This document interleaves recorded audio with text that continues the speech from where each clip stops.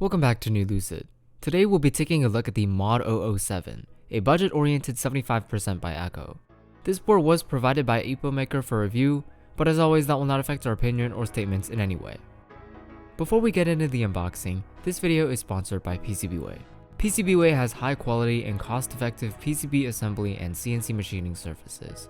They even have an instant quote feature, where you can get a price and shipment estimate immediately after putting in your specs.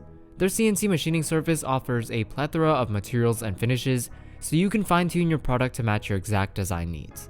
Learn more at the link in the description. APOmaker sent us all the parts we'll need for an entire build today, so let's start by unboxing our keycaps. Akko ASA Black on White comes in this nice hard magnetic case, and it looks like they did add a small piece of foam to prevent the included keycap puller from moving around inside the box this time. Next are our switches, the Akko Radiant Reds. These of course also come in Akko's standard high quality packaging in a hard box with a plastic mold for each switch. Finally, our board itself. The box is pretty thick, and inside we have an instruction manual, a coiled USB-A to USB-C cable, our board in some PE foam wrap, our extra FR4 plate, and some gaskets. Let's take a look at the specs. The Akko Mod 007 is an aluminum gasket-mounted exploded 75% with an encoder, offering only a fixed layout hot swap PCB.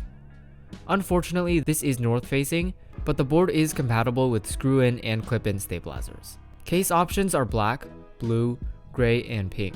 An aluminum and FR4 plate are included. Akko also has their own software called Akko Cloud to configure key maps and RGB settings, and we'll go more in depth on all of this later. Finally, the unbuilt price is a modest $179 for all color options. Today we have a black unit to build. For the first configuration, I'll try everything stock, just to get a baseline for how the board will sound.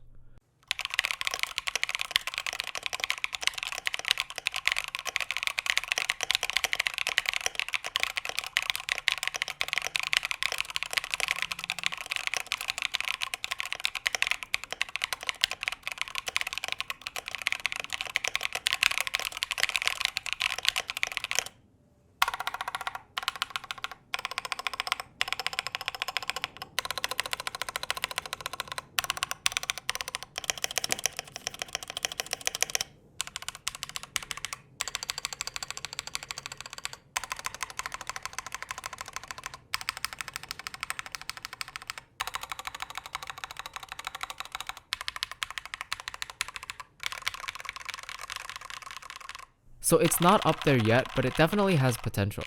Behind the scratchiness, I can hear quite a bit of decent tone, so I've no doubt that looping the switches and modding the board can really bring out the sound of these Radiant Reds.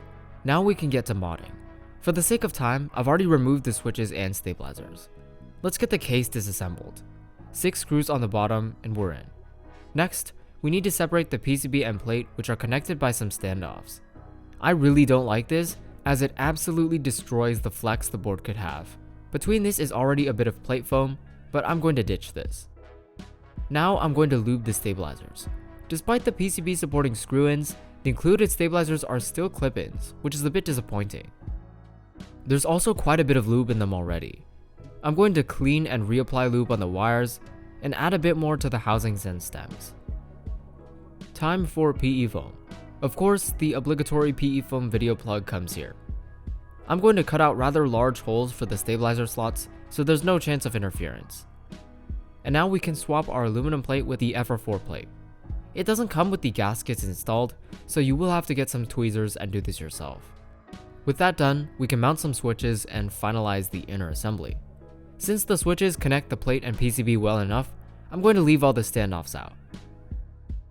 I'm going to do the tape mod on the bottom of the PCB. This will hopefully counteract some of the hollowness heard in the sound test. I'm also going to add the included foam back in the bottom because nothing else seems to fit really well. Now we can put the bottom screws back in and mount our ASA set. Let's take another listen and compare it to how it originally sounded.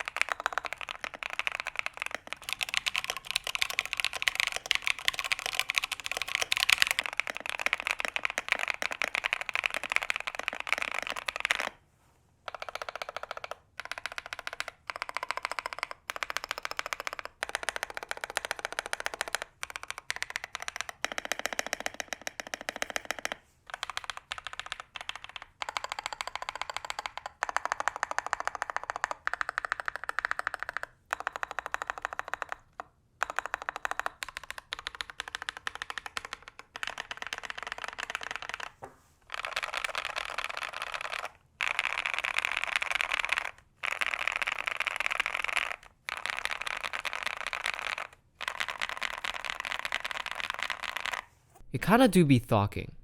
Yes, there is that PE foam sound. Totally up to you if you want to use it with your modding, but there isn't exactly a whole plethora of mods to choose from. I would still PE foam mod cheaper plastic boards though. I am glad that the other mods helped counteract the hollowness because I wasn't able to add any extra foam. ASA also does have that scuffed pingy spacebar sound, and I really wish they would redesign this bottom row to help with it or something, because for me, it's a deal breaker in terms of buying ASA keycap sets. The design of the board is pretty simple. On the top, we have our rotary encoder right next to an F13. The edges of the board have pretty large chamfers. Moving to the side, we can see there's a pretty noticeable seam between the top and bottom case, and also a little bit of an embedded cut on the bottom case, adding a tiny bit of dimension to the side profile. The back is very plain, with nothing breaking the top or bottom case, except our right aligned recessed USB port. The bottom of the board has this OEM looking label. I really dislike this. It makes the board look like it's priced, but it's really not an issue because you'll never see it. And of course, you can rest easy with the material quality. Smooth ano all throughout, no scuffs on the exterior, and maybe just a few on the interior. It is Akko after all. Akko's cloud software really isn't that bad, although I would definitely have preferred VIA. While there isn't as much direct customization of the keys as in VIA, it's by no means a deal breaker. A simple workaround is making a macro of just that key, then assigning the key you want to that macro. And yes, this board does have RGB, but it's really difficult to see behind the non-shine through keycaps. And of course, I would keep it off. For the price tag, this board is incredibly enticing. While I wouldn't run it stock at all, most of the mods aren't that much work. Things like lubing switches do take quite a bit of time, but this is something that you're basically going to have to do with every keyboard. Ultimately, with just a little bit of handiwork, the Mod 007 can sound absolutely incredible for the price. And that's all I have for you today. Thanks for watching this episode of Nearly Lucid. If you like this video, drop a thumbs up. If you have feedback or questions, don't hesitate to leave a comment below. We'd be more than happy to answer. Also, these videos take lots of work, and by subscribing, you're letting us know that you want us to keep making them. That's all for this video. I'll see you guys later.